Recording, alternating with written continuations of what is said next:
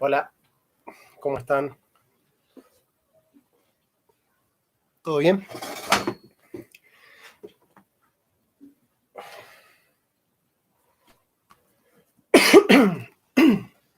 Bueno, estamos a un día del Día del Amigo, así que antes de empezar esta temática de- del libro rojo de Jung, a ver, ahí está, me puse un poco más cómodo.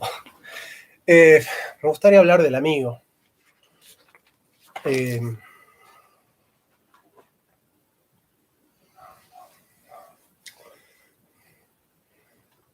bueno, es un toque medio trillado porque todo el mundo dice eso, ¿no? Pero a ver, ¿qué es un amigo?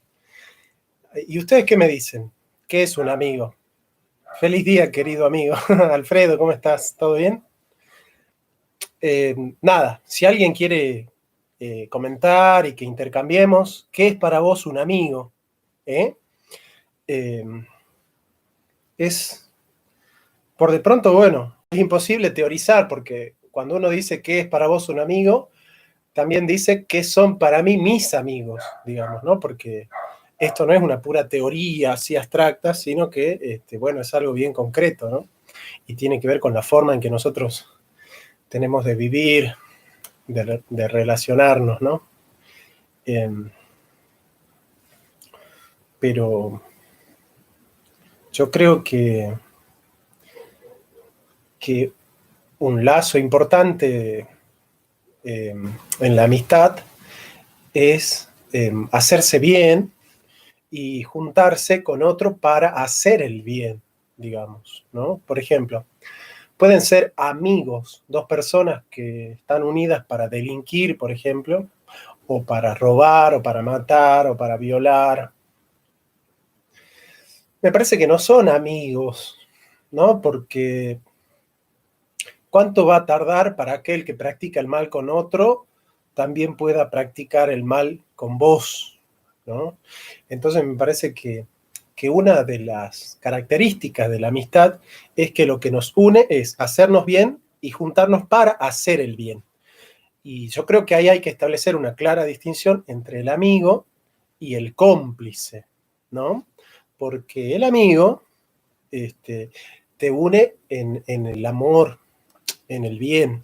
El amor no en el sentido cursi, sino en el sentido de que hay un compromiso con el crecimiento del otro, ¿no? De alguna manera, en la amistad, uno participa, esa es la palabra, participa de la alegría del otro, ¿no? Y participa de las tristezas del otro. Obviamente, cuando yo estoy contento por un triunfo de un amigo, yo no estoy tan contento como mi amigo. Eso es natural, es natural. Digamos, si mi amigo se saca la lotería, yo voy a participar de esa alegría. Ahora, que mi alegría no sea del tamaño de la alegría de mi amigo, que es algo natural, no significa que mi alegría sea falsa, pero está, ¿se entiende? Es decir, en la medida en que uno tiene cercanía y proximidad con el evento, es más feliz con el evento. Evidentemente, ¿quién está más cerca del evento de un éxito de mi amigo? ¿Mi amigo o yo? Y él está más cerca. Entonces es normal que él esté más contento que yo. Pero eso no significa que yo no esté contento. Yo participo de su alegría. En menor grado, quizás un vecino de él o un conocido pueda participar de su alegría en menor intensidad que en la que participo yo.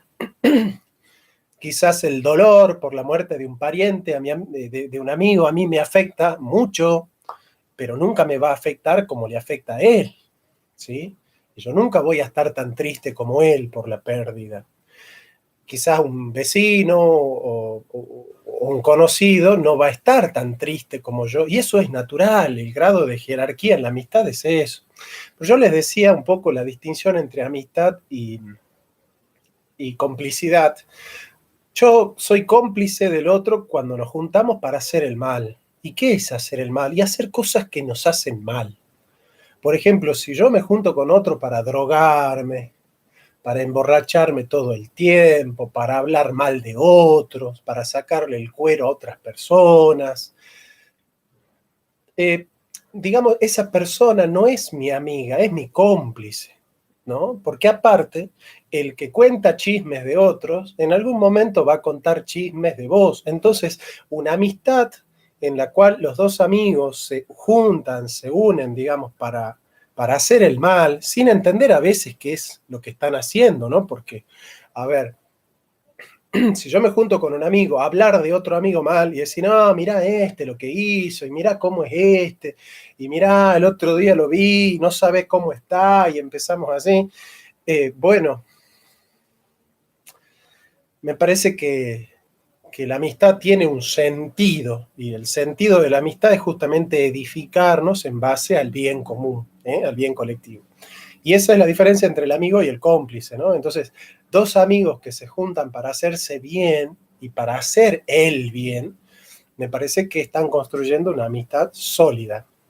Podemos verlo desde el libro de la Ética Nicomaquia de Aristóteles. Exactamente, bueno, realmente, Alfredo, yo estoy pensando mucho desde ahí, pero también replanteo muchas veces, digamos, reatrapándome, digamos, con qué sentido yo estoy con esta persona, digamos, ¿no? Qué es lo que a mí me mueve, digamos, a aceptar, ¿no? Estar, disculpen, ahí está. ¿Qué es lo que a mí me mueve a aceptar estar con una persona, digamos?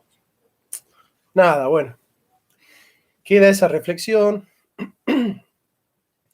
porque resulta que a veces vos, para la joda o para esto, para aquello, tenés miles de amigos, pero cuando estás pasando una situación difícil o necesitas un consejo o compartir otras cosas, no tenés a nadie, ¿no? Y entonces, nada, vos decís, che, pero es mi amigo si nos juntamos solo para esto y para la joda, y bueno, ahí está. Son preguntas, ¿no? Porque realmente yo no tengo nada claro al respecto. Bueno, nosotros ya dimos un programa sobre Jung, ya hicimos un programa sobre Jung, y este es el segundo que vamos a hacer, tratando de hacer una hermenéutica. ¿Qué es una hermenéutica? No es una lectura al pie, sino que es una lectura que trata de leer entre líneas, de leer, como diría Carlitos, un amigo, de leer lo no dicho en lo dicho, o lo dicho en lo no dicho, digamos, ¿no? Como hacer lecturas eh, subliminales, es decir, lecturas que se deslizan por digamos, por el sendero por debajo de la percepción, por debajo del lumen, ¿no? De la percepción. Así que esa es un poco la lectura que vamos a hacer, tratando de conectar lo que es Carl Jung con otros autores, con otros filósofos, digamos, ¿no? Que eso también es importante.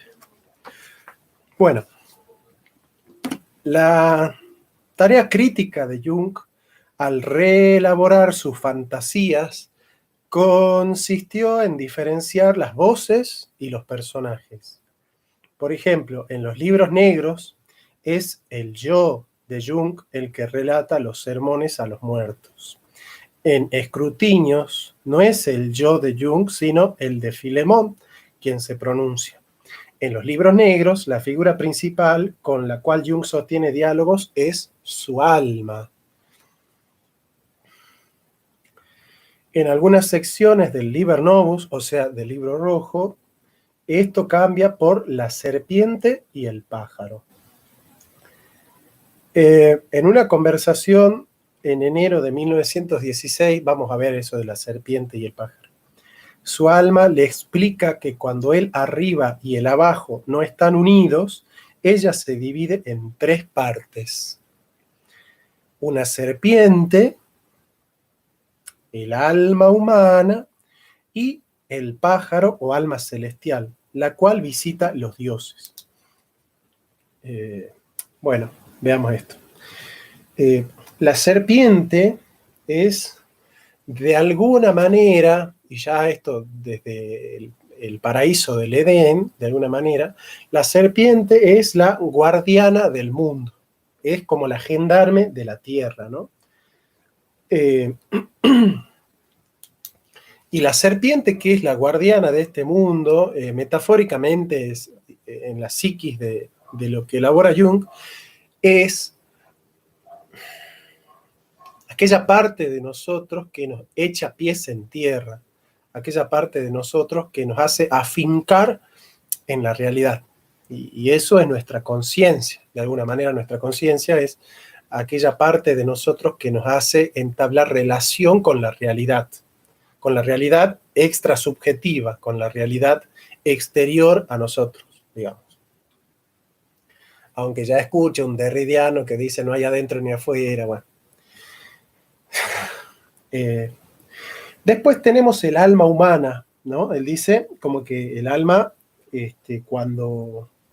cuando arriba y abajo no están unidos, se divide en tres partes, ¿no? La serpiente, que es la que tira al mundo, el alma humana, que es la, digamos así, es la realidad intrínseca de las vivencias psicoespirituales del sujeto. Bueno, el alma humana es la expresión de la esencia del hombre, digamos, ¿no? De lo que es, en qué consiste ser hombre para la conciencia. Y también el pájaro o el alma celestial, la cual visita a los dioses, ¿no?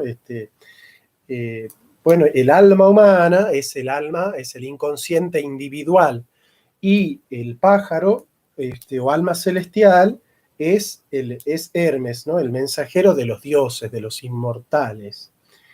Y es para Jung el inconsciente colectivo, es decir, yo tengo tres relaciones como individuo. Tengo una relación con el mundo a través de la conciencia, tengo una relación conmigo mismo a través del inconsciente individual, o el alma, o el ánima, o el animus, depende, ¿no? Si es varón, es ánima, y si es mujer, es animus. ¿Qué es el inconsciente individual? ¿No? El alma es aquello que nosotros, de alguna manera, desconocemos de nosotros mismos.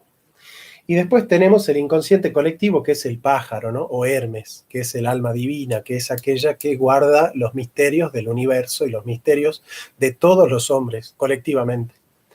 Es decir, el inconsciente individual entiende mis problemas en relación con mi biografía y con mi historia y con mi corporalidad. En cambio, el inconsciente colectivo resuelve el problema del individuo en vistas de la humanidad colectiva, ¿no? de arquetipos o modelos que pertenecen a toda una colectividad de hombres, a prototipos de hombres. De este modo, la revisión de Jung puede considerarse como el reflejo de su comprensión de la naturaleza tripartita de su alma. Obviamente que esto,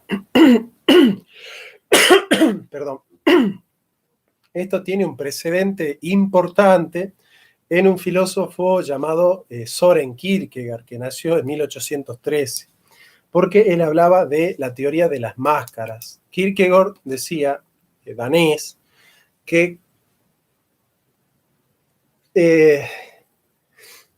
él tenía fantasmas en su inconsciente, que él tenía como... Él se notaba roto en tres partes, digamos. Él sentía que cada vez que él vivía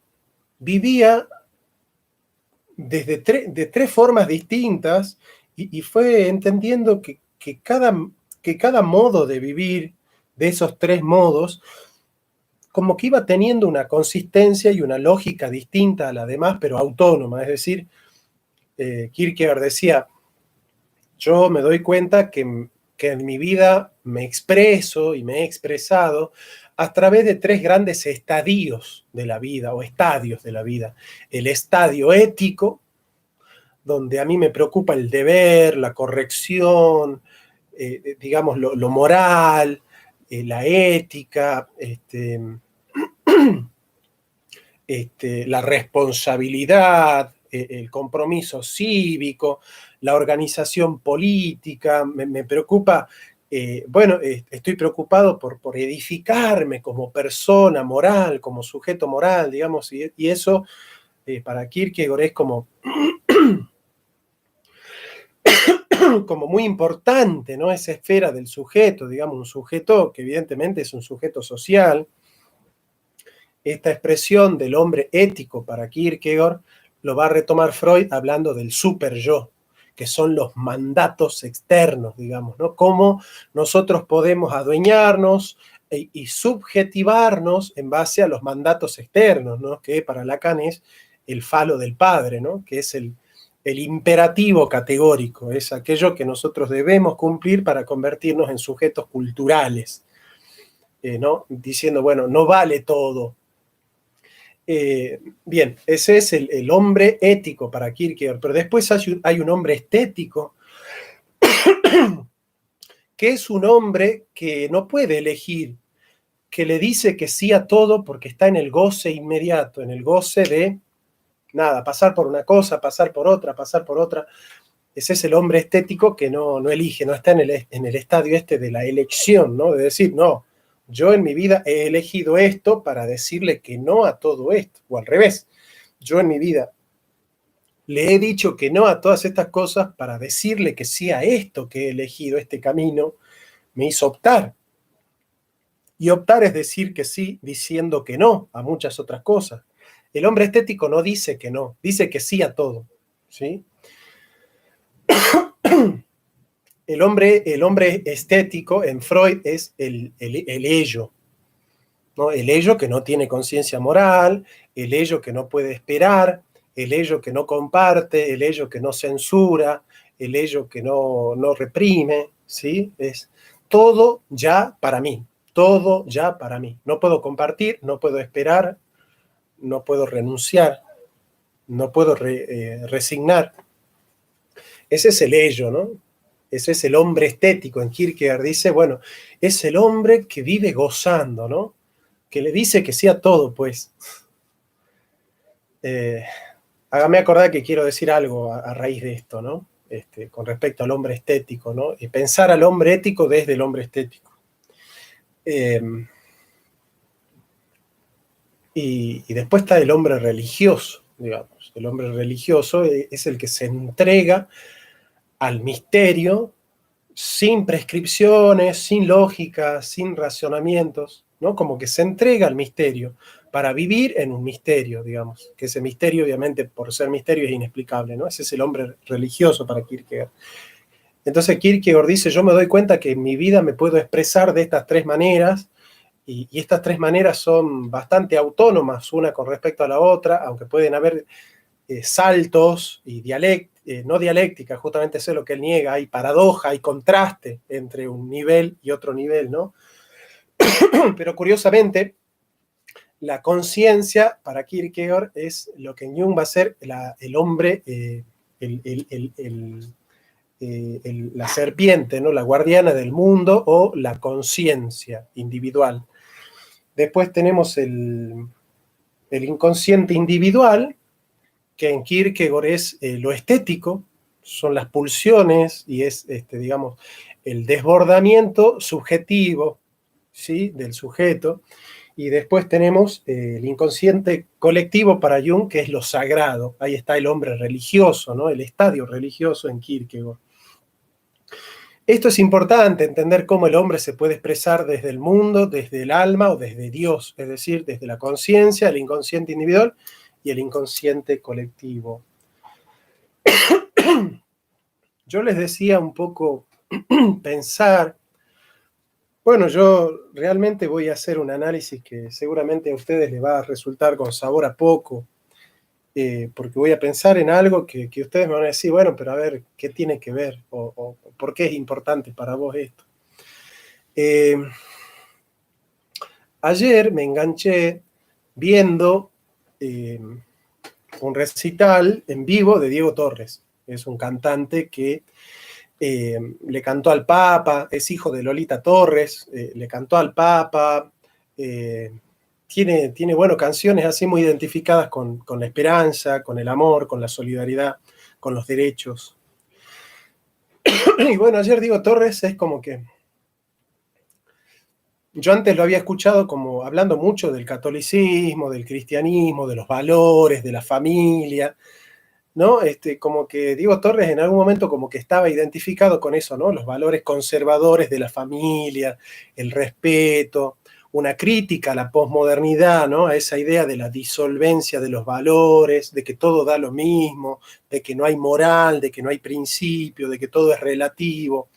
Como que Diego Torres en un momento como estaba muy identificado con esos valores, que es, como diríamos nosotros, la agenda conservadora, provida, del respeto a la familia, a los valores, a la tradición cristiana, digamos, ¿no? Conservar esos valores.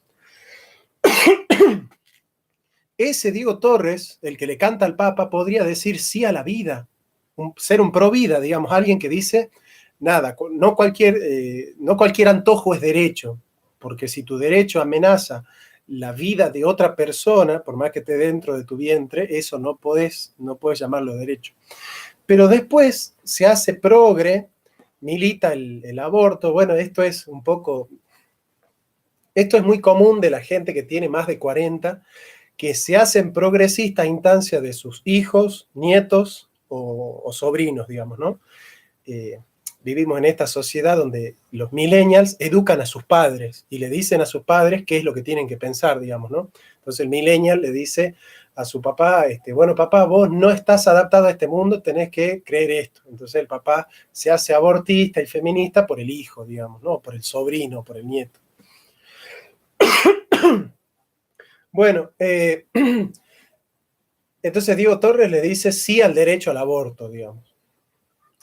Bueno, estas posturas que parecerían ser éticas, en él, por ejemplo, y yo lo tomo a él como prototipo de mucha gente, como no hay una elección, son elecciones estéticas, son performance estéticas, no éticas. ¿Por qué?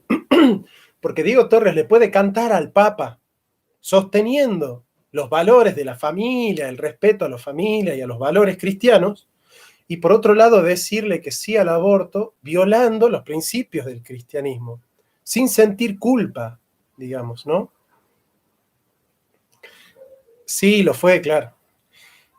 Cachorro López, digamos, fue el productor de muchos discos de Diego Torres, que fue uno de los cantantes de Los Abuelos de la Nada, ¿no? Pero lo que les quería decir yo es, alguien que le dice que sí a todos los derechos, sin entender que hay derechos que están en puja, digamos, este derecho subjetivo, que es el de la mujer a abortar, va en contra de un derecho universal y objetivo y natural, que es el derecho a la vida. Entonces, cuando hay una especie de conflicto entre derechos, siempre debe primar el natural por encima del subjetivo. Digamos, Diego Torres le dice que sí al Papa y a la tradición católica y a la visión cristiana de la vida, y le dice que sí al aborto sin sentir culpa, porque ese es el hombre estético. El hombre estético es el que dice, sí, la mujer le dice, tengo derecho a decidir sobre mi cuerpo, sí, tenés derecho. Y después escucha un provida y dice, el niño tiene derecho a nacer, sí, tiene derecho. Y no siente culpa, digamos, no se da cuenta que cuando le dice que sí al derecho de la mujer, le está diciendo que no al derecho a nacer que tiene el niño. Entonces vos no podés quedar bien con todo el mundo. El hombre ético no es un hombre que dice, sí, cuentan, y yo soy peronista, ¿no? Pero cuentan eso de Perón. Perón recibe, estaba su secretario atendiendo así, y Perón recibe a un agente de izquierda, tipo William Cook, así, ¿ves? Y el agente dice, bueno, tenemos que hacer la revolución socialista, tenemos que destruir el aparato burgués, tenemos que romper con la oligarquía, pa. Sí, usted tiene razón, dice Perón. Después viene uno de derecha, tipo López Rega, así, una onda así, ¿ha visto? Y le dice, tenemos que desarmar la burocracia sindical, tenemos que destruir los sindicatos, o sea, tenemos que desarmar la burocracia sindical, tenemos que desarmar a montoneros, combatir a los guerrilleros, a la izquierda, a los montoneros, y Perón le dice, sí, tenés razón. Entonces el secretario de Perón le dice, oiga, general, pero usted habló con alguien de izquierda que le propuso una cosa extrema y usted le dijo, sí, tenés razón. Después vino el de derecha y le puso todo lo contrario y usted le dice, sí, tenés razón. Ah, hijo, no te preocupes, dice Perón, vos también tenés razón. Bueno, esa idea de decirle que sí a todo, de decir, sí, yo le digo que sí a la vida, sí al aborto, sí, todos tienen derechos a todos, digamos, viva el amor, viva la paz, viva la libertad y todos hagan lo que quieran. Yo le digo que sí a todos porque quedo bien con todo el mundo, digamos, ¿no?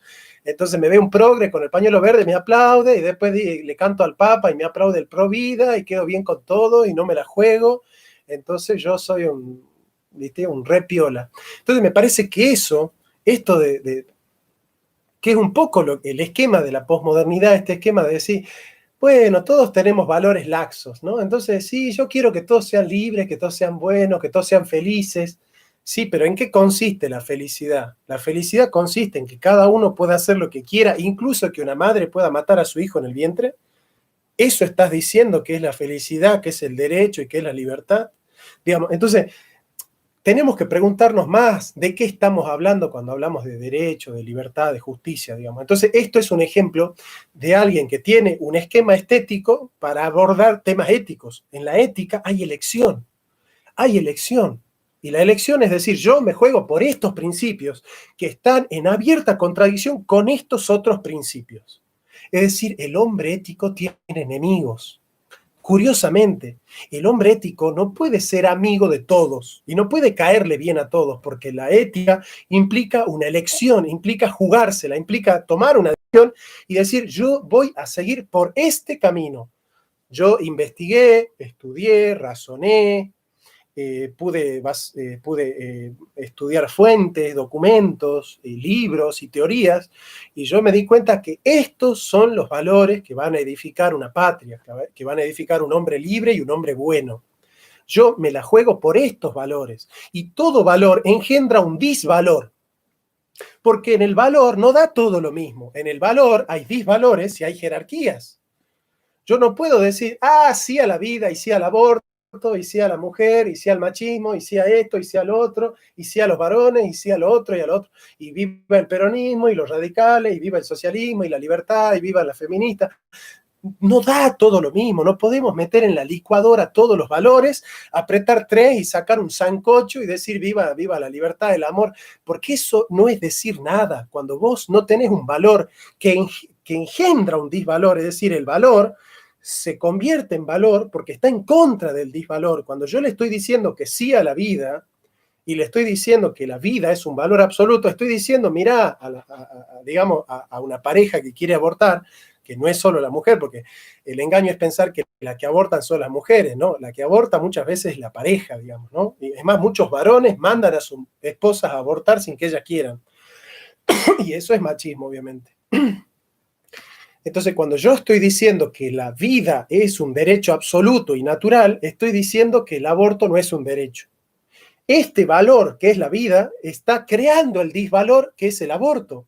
El aborto es un disvalor porque la vida es un valor. Entonces yo no puedo decir sí a la vida, sí, sí al aborto, sí a la vida, sí al feminismo, sí a los pañuelos celestes, sí a los pañuelos verdes, sí a la que destrozan la iglesia, a los que odian el cristianismo, viva el cristianismo también, le canto al Papa. Bueno, Diego Torres, que es un cantante que yo admiro y que quiero mucho, y me parece que es uno de los mejores cantantes de la Argentina, es un tipo, es la expresión de la posmodernidad, es abordar los temas éticos desde un punto de vista estético. ¿Qué hace el estético? El hombre estético quiere gozar, y cuando alguien quiere gozar, dice, bueno, sí, quiero gozar con esto, y después se le aparece esto otro, sí, también quiero gozar con esto otro, y se le aparece esta otra cosa, también gozo con eso, che, pero nos droguemos, también gocemos con eso. No elige, no tiene la capacidad de discernir y decir, no, esto es un valor porque esto engendra un disvalor. Ahí hay un esquema de out, como dice Kierkegaard. Hay un esquema donde uno elige y dice, no, caramba, no da todo lo mismo. No da todo lo mismo. Cuando yo le estoy diciendo que sí a los valores cristianos, le estoy diciendo que no al progresismo disolvente, al progresismo que quiere destruir la fe cristiana, que quiere destruir la moral cristiana de Occidente. Entonces, jugátela y bancátela. Y si querés ser progre, tenés que ser anticatólico y tenés que ser anticristiano, porque el progresismo es digamos, el intento por liberar a Occidente de la moral cristiana, digamos. Eso es el progresismo, digamos, ¿no? No solo de la moral católica, dogmática y conservadora, sino de todos los principios del cristianismo. El progresismo quiere instalar principios que no tienen nada que ver con la fe cristiana. Vos tenés derecho a ser progresista, pero no tenés derecho a decir, yo soy progresista, viva el cristianismo, voy a la misa, me confieso y después me pongo el pañuelo verde, voy a la plaza y pido que se mate a los chicos en el vientre. Ese tipo de incoherencia, de la cual Diego Torres es como expresión, digamos, ¿no? De lo que es esa contradicción del hombre posmoderno, que puede afirmar valores todo el tiempo sin entender cuáles son los disvalores que se desprenden de esos valores que él está eligiendo. Porque si vos le decís que sí al aborto, le estás diciendo que no al derecho al niño por nacer. Es así. Si vos elegiste que tu valor es el aborto, estás diciendo que el derecho del niño al nacer es un disvalor. ¿Por qué? Porque si están en conflicto, vos tenés que elegir uno y la mujer tiene derecho a abortar y su hijo tiene derecho a nacer. O sea, si vos decís eso y no te das cuenta que si ella elige y tiene derecho a elegir, el chico sale muerto, sale tirado en un tacho de basura. No sé si ustedes, los que me están escuchando, entienden lo que yo estoy diciendo, digamos. El hombre ético es un hombre que elige, que dice, esto es un valor y esto es un disvalor. Todo lo que esté en contra de esto que yo estoy diciendo está en un disvalor. Porque si la vida es un valor, el atentado en contra de la vida es un disvalor. Y yo no puedo decir sí a la vida y sí a la pena de muerte, como hacen algunos, que se ponen el pañuelo celeste y después buscan que a los ladrones y a los delincuentes se los mate y se haga pena de muerte. Digamos, ¿por qué? Porque el principio del valor natural de la vida está engendrando el disvalor del asesinato y de la pena de muerte. Y lo sostienen sin culpa, sin ponerse colorados, porque quieren quedar bien con todo el mundo. Bueno, ese es un esquema estético. No es un esquema ético, entendido en este punto, perdón. Claro, no solo con lo que se dice y se hace, eso es integridad. Ser coherente también es no decir y sostener cosas contradictorias, ¿se entiende? No decir ni sostener cosas contradictorias. Porque ser cristiano implica muchas cosas. Ser cristiano no es decir viva Cristo y después yo hago lo que quiero. Digamos, eso es vaciar de contenido las cosas que no tienen nada que ver con los valores, ¿no? Aparte, los valores tienen jerarquía. Tienen jerarquía. No es lo mismo el valor de la vida que el valor de la libertad. Si para mí el valor de la libertad es mayor al valor de la vida, entonces, bueno, el valor de la libertad se cae por sí mismo. ¿Por qué? Porque la persona, para elegir, primero tiene que vivir, tiene que estar viva. Nada, bueno, esto es un poco una síntesis de lo que es la teoría de Max Scheler sobre el ética material de los valores, digamos, ¿no? Que es importante rescatar a Max Scheler. Bien, yo les decía entonces que hay un esquema tripartito, la conciencia, que es la que nos hace relacionar con el mundo en Jung, el inconsciente individual, que es el que hace relacionarnos con nuestro misterio, y el inconsciente colectivo, que es el que nos hace relacionar con los misterios de la humanidad y con los misterios de la divinidad, digamos. Ahí tenemos al hombre ético, al hombre estético y el hombre religioso en Kierkegaard, digamos, ¿no? Que es en Freud, es la conciencia es el super yo, el inconsciente individual es el ello y el inconsciente colectivo es el inconsciente colectivo es el yo, ¿sí? Que es la síntesis, digamos, ¿no? De la síntesis de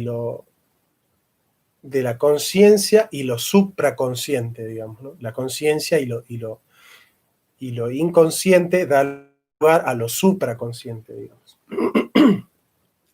Tenemos que involucrarnos con los conocimientos contenidos en la gnosis y en el neoplatonismo, ya que estos son los sistemas que contienen los materiales adecuados para formar las bases de una teoría del espíritu inconsciente. Estoy muy contento de experimentar más o menos las mismas visiones que tú. Es decir, en el fondo, todos en los sueños tenemos un esquema universal. Y ese esquema universal son los arquetipos que se expresan como imágenes que después Jung pintaba y dibujaba, digamos. El contenido del libro rojo, un intento de comprenderse a sí mismo y de integrar y desarrollar los distintos componentes de su personalidad, un intento por comprender la estructura de la personalidad humana en general, la relación del individuo con la sociedad actual y con la comunidad de los muertos y los efectos psicológicos e históricos del cristianismo, y además por captar el futuro desarrollo religioso de Occidente, digamos, ¿no?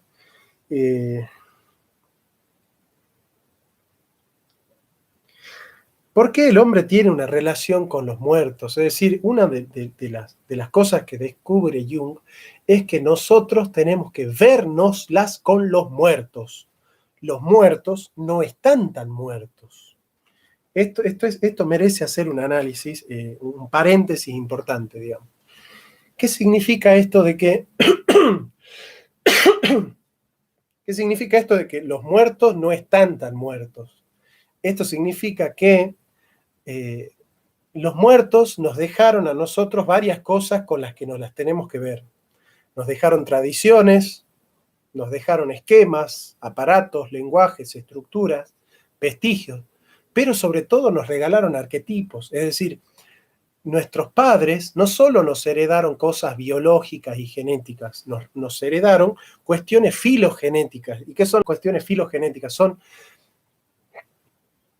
patrimonios inconscientes de la humanidad que fue cargando de contenido un espíritu y que se pudo y se puede transmitir esos contenidos espirituales, ¿no? Esto, evidentemente, en teología tiene una expresión que me gustaría que estudien. Los que aman Carl Jung tienen que estudiar la conexión entre la teoría filogenética de Jung y de Freud, porque esto está bien desarrollado en Freud, la herencia filogenética, es decir, las conquistas psicoespirituales del padre que se transmiten al hijo y de generación en generación.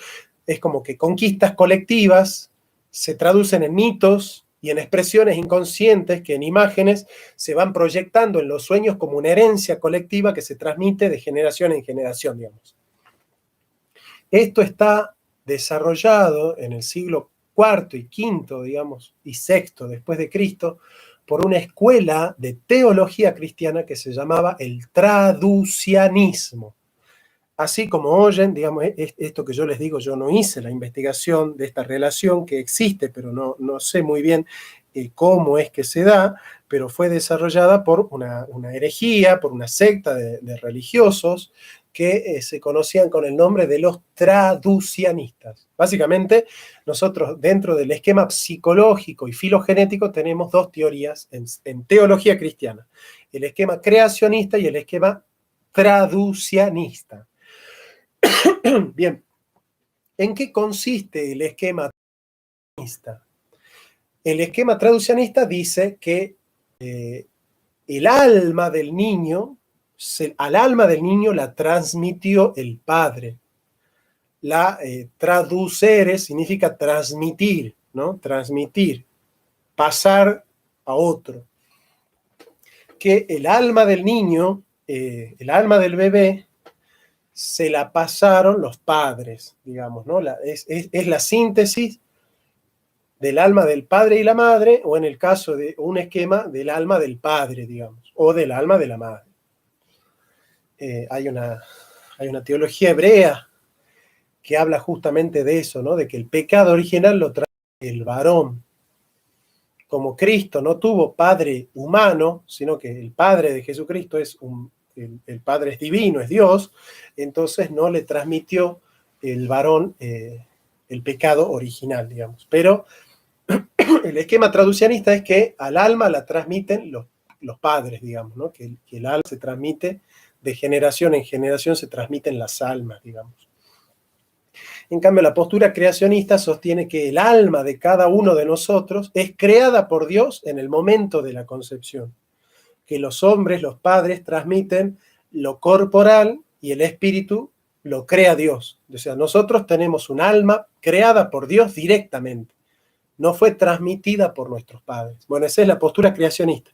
La postura de Jung es la postura traducianista, es decir, que nuestros padres no solo nos transmitieron cuestiones genéticas, sino también cuestiones filogenéticas, que son conquistas psicoespirituales que se proyectaron en el inconsciente como símbolos, como imágenes, y que se transmiten de generación en generación. Y por eso los muertos no están tan muertos.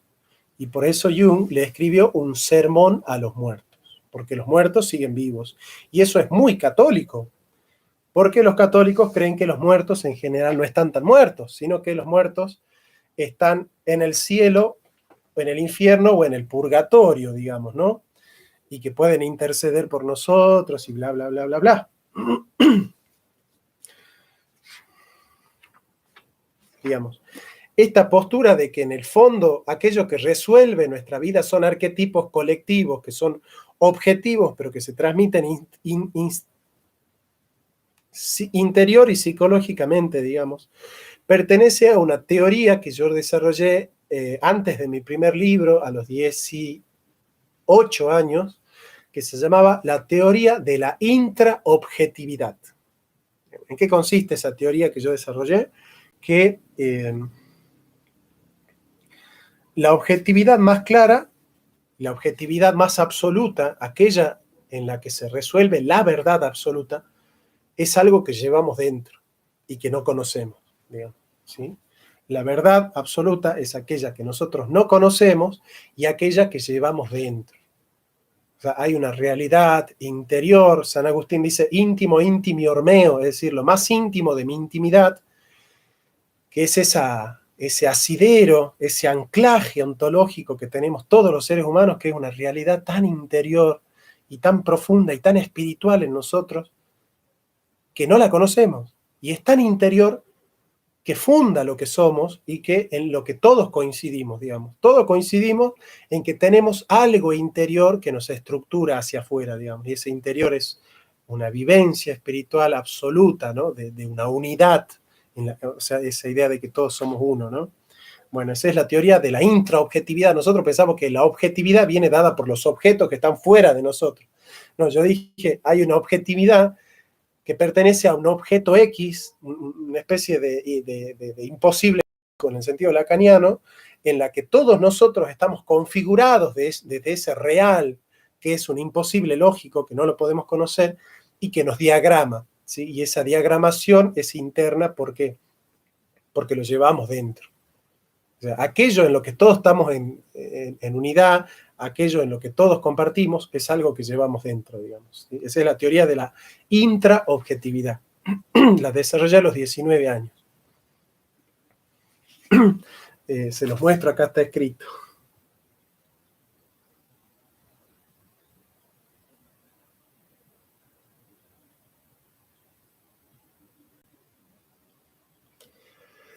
Bien, ahora sí vamos. Vamos avanzando un poquito más.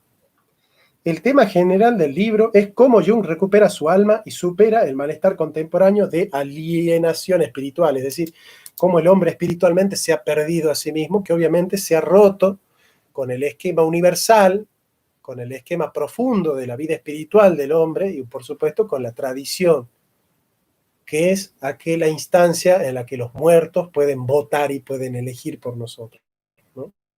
Por eso la tradición es la democracia de los muertos, ¿no? O sea, lo que hay que entender en Jung es que los muertos no están tan muertos, ¿no? Están bastante presentes. Lo logró en última instancia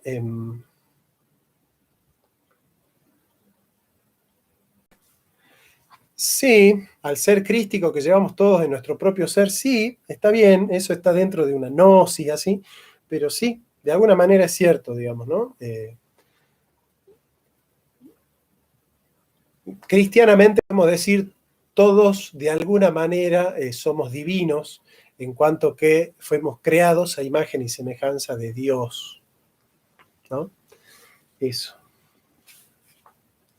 Lo logró en última instancia permitiendo el renacimiento de una nueva imagen de Dios en su alma y desarrollando una nueva visión del mundo bajo la forma de una cosmología, una teoría del mundo, una psicología, una teoría del alma y una teología, una teoría de Dios, ¿no?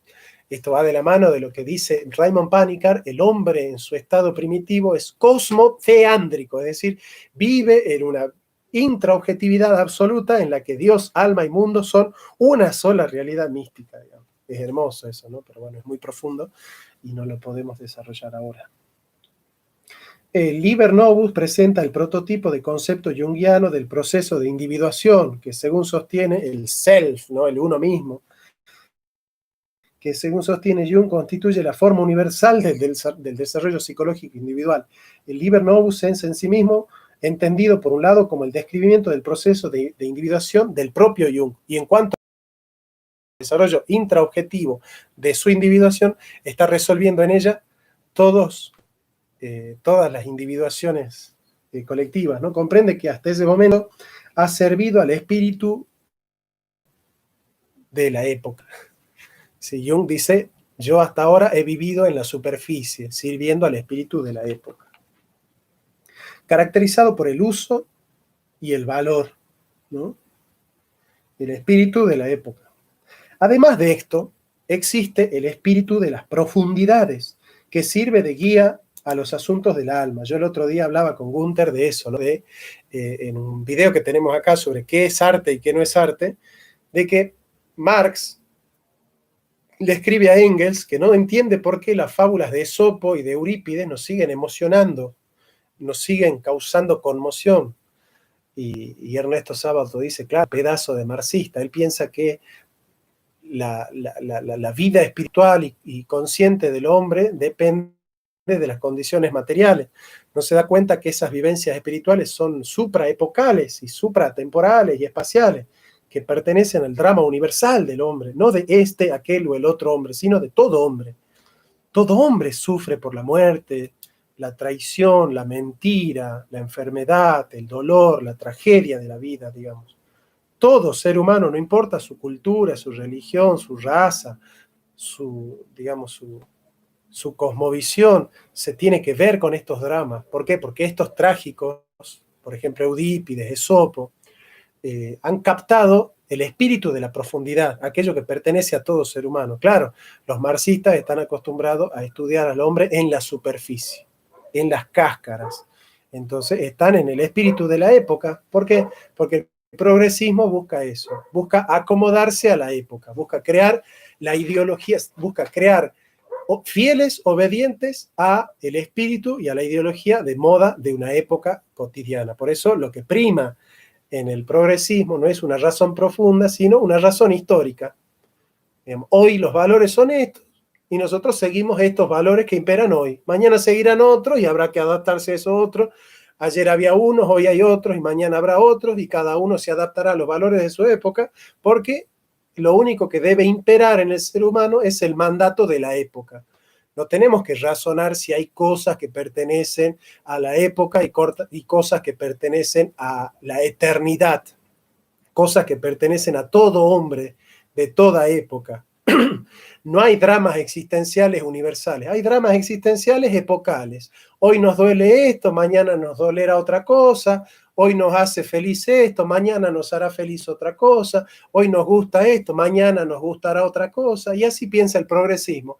Se adapta a las modas epocales, buscando que se enseñoree el hombre a través de ser un fiel obediente y lacayo de esas ideologías de moda que, por otro lado, imponen un cierto grupo selecto de individuos, ¿no? Porque no vayan a creer que las modas que sirve el progresismo son modas que aparecen espontáneamente en la humanidad. No, fueron creadas por un grupo de personas que están muy interesadas en instalar ciertos valores y en romper ciertos otros valores, digamos. Pero un progresista nunca se va a preocupar por eso. Si vos seguís un principio y un valor permanente, te dice retrógrado. ¿Por qué? Porque no te adaptaste a la moda, al valor de moda.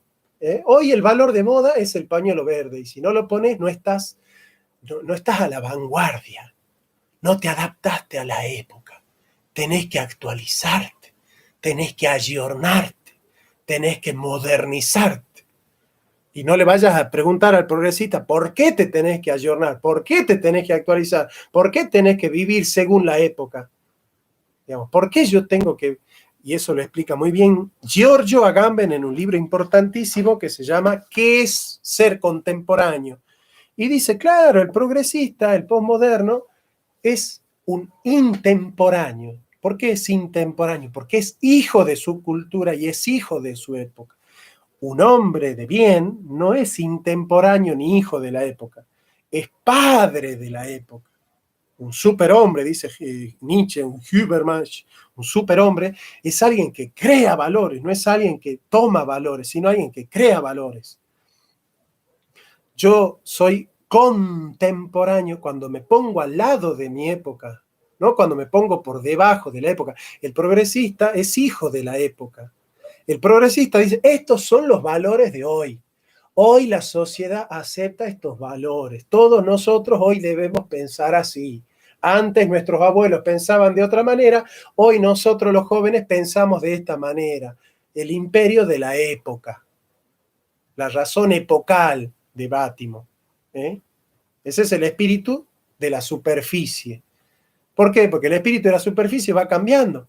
El espíritu de las profundidades es siempre el mismo y se descubre en el inconsciente colectivo. El que vive en la superficie vive en el inconsciente individual y en la conciencia, pero no vive, no resuelve sus dramas en el inconsciente colectivo, aquello en lo que se resuelven las tragedias de todo hombre, de toda cultura, de todos los tiempos, de todas las razas, de todas las religiones. Entonces hay que ser contemporáneo. El Papa Juan Pablo II lo explica en Fides et Ratio. Nosotros hemos de ser hijos de nuestra cultura y padres de nuestra cultura. Tenemos que estar por encima de las modas de la época. Hay que estar por encima de las modas de la época. A ver, les voy a leer un texto y van a entender un poco mejor de qué estoy hablando.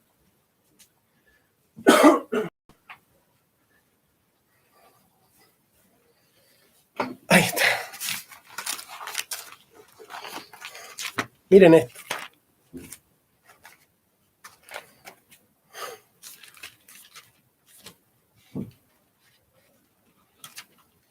Muy bien. Si quieren buscar conmigo, van a ver Carta a los Efesios del apóstol Juan Pablo, capítulo 2, dice, y él,